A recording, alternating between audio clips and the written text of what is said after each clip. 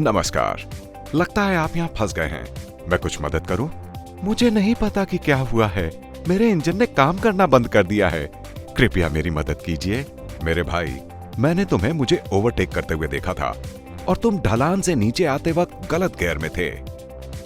मुझे यकीन है कि तुमने एग्जॉस्ट ब्रेक का उपयोग नहीं किया। चलो देखते हैं क्या गड़बड़ हुई है। तुम्हारी गाड़ी पहले गियर के बजाय उच्चतर गियर में ढलान से नीचे जा रही थी। गाड़ी की गति सीमित गति सीमा से अधिक हुई और गति में इस वृद्धि के कारण पहियों की गति ट्रांसमिशन के द्वारा इंजन में संचारित हुई, जिसके कारण इंजन ओवररन हुआ। सामान्य स्थिति में गाड़ी चलाते वक्त इंजन की गति क्लच, ट्रांसमिशन और डिफरेंशियल के माध्यम से पहियों में संचारित होती है। चलो मान लो कि इंजन 2500 आरपीएम से चल रहा है और गाड़ी 5वें गियर में 80 किलोमीटर प्रति घंटे की रफ्तार से चल रही है। इंजन का 2500 आरपीएम मेन शाफ्ट गियर में संचारित होता है और वो 2500 आरपीएम से घूमने लगता है। ये गियर आगे आरपीएम को ले शाफ्ट में संचारित करता है।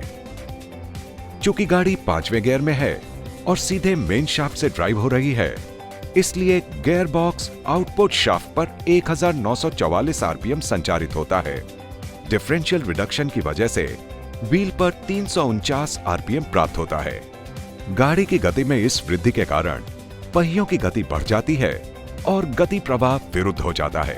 अब पहियों का 390 आरपीएम आगे आउटपुट शाफ्ट में 2172 आरपीएम में संचारित होता है और फिर इंजन पर 6072 आरपीएम, जो कि डिजाइन की हुई सीमित अधिकतम इंजन गति से ज्यादा है और इंजन ओवररन होता है। सामान्य रूप से गाड़ी चलाते वक्त इंजन की गति सीमित अधिकतम इंजन गति से अधिक नहीं बढ़ेगी, लेकिन अगर गाड़ी गलत तरीके से चलाई जाए तो इंजन गति सीमित गति से बढ़ जाती है। उदाहरण के लिए, ढलान से उतरते वक्त, यहां तक कि प्लेन रोड पर चलाते वक्त अगर एग्जॉस्ट ब्रेक या सर्विस ब्रेक का सही ढंग से उपयोग नहीं किया गया और गाड़ी की गति को गियर कम करके नियंत्रित किया गया हो तो इंजन की गति बढ़ जाती है।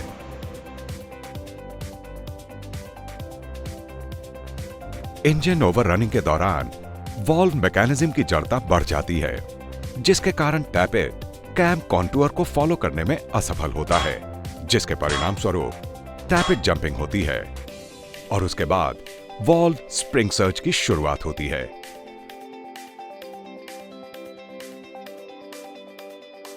टैपेट जंपिंग और वॉल्व स्प्रिंग सर्ज के कारण इंजन वॉल्व ठीक से काम नहीं करते, जिसके कारण vibration damper, push rods, timing gears, bearing seizures क्षतिग्रस्त होते हैं और कुछ गंभीर मामलों में सिलेंडर ब्लॉक को नुकसान हो सकता है।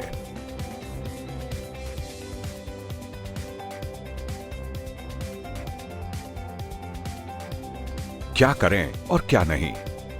गाड़ी चलाते समय चढ़ाई या ढलान पर एक ही गियर का प्रयोग करें और दोनों स्थितियों में गाड़ी की गति समान रखें। उदाहरण के तौर पर, यदि चढ़ाई पर चढ़ने के लिए पहले गियर का उपयोग किया जाता है तो ढलान से उतरते वक्त भी पहले ही गियर का उपयोग करें और गाड़ी की गति भी समान रखें।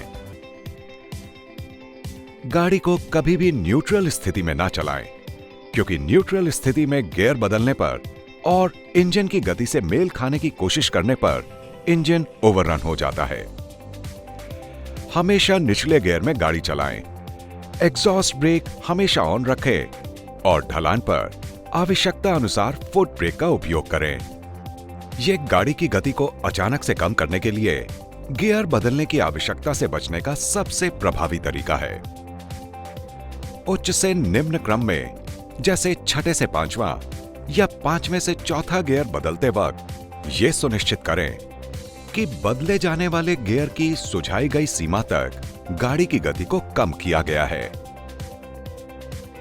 ऐसा ना करने पर गाड़ी में समस्याएं आ सकती हैं, जैसे कि इंजन ओवररनिंग से कंपोनेंट क्षतिग्रस्त हो सकते हैं, जो कि पहले दर्शाया गया है। तो हमेशा गाड़ी चलाते वक्त इन चीजों का ख्याल रखें और सुरक्षित रहें।